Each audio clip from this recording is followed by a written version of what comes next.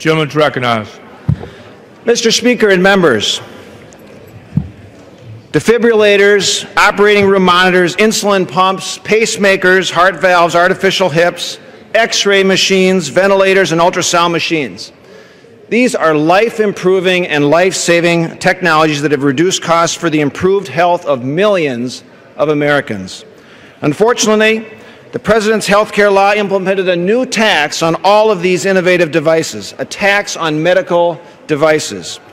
Only in Washington, Mr. Speaker, would you impose a tax on life-saving medical technology and think you will actually reduce health care costs. This is bad tax policy, and it needs to be repealed. The medical device industry is truly an American success story, employing more than 400,000 people. In my state of Minnesota, 35,000 people are employed in this industry, 400 companies alone in the state of Minnesota. 80% of device manufacturers are small businesses with less than 50 employees. 98% of all these companies have less than 500 employees. It can take these small startups 10 to 15 years to even achieve profitability or earn 1 penny of profit because they rely on investment and the promise of a future of earnings to survive. The device industry is a net exporter. We have a trade surplus with our exports. And most importantly, these companies are producing life-saving and life-improving devices for millions of our patients across the world. Medical advancements have helped add 5 years to U.S. life expectancy in the last 2 decades. It's helped slash the death rate from heart disease by a stunning 50% and cut the death rate from stroke by 30%. Devices have contributed to a 16% decrease in mortality rates and an astounding 25% decline in elderly disability rates in just the last 20 years of innovation. Medical innovation is leading and will continue to lead the way we improve lives for our seniors who have chronic disease. And despite all the benefits that this industry provides, a 2014 Harvard Business Review article recently found that the device industry now faces one of the most uncertain competitive environments in the entire country. Instead of hurting this industry, we should be empowering this industry, creating more jobs, producing more innovation, and helping more patients.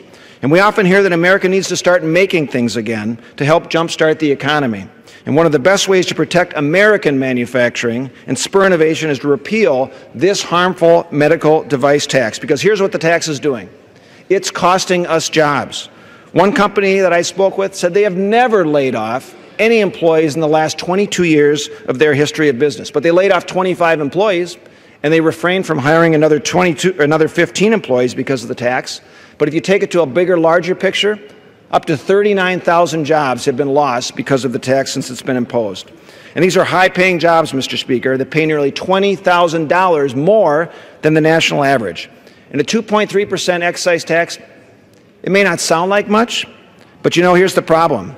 It's taxing revenue. It's not taxing profit. A small device manufacturer, they may not be making any money, but they still have to pay that tax. One company I spoke to, they had 20 employees. They recently said they're borrowing $100,000 a month from the bank just to pay the tax. That doesn't make any sense. Mr. Speaker, it's also raising tax rates. Medical device companies now have to pay one of the highest effective tax rates of any industry in the world. Recent testimony in the Joint Economic Committee, there was a small company from Minnesota that now says because of the tax, they have a 79% effective tax rate. 79%. Who here can justify that? And it's also harming innovation because instead of investing in the next generation of innovative devices that can literally save people's lives, companies are spending money on compliance and accountants instead of on research and development, which is the lifeblood of this industry.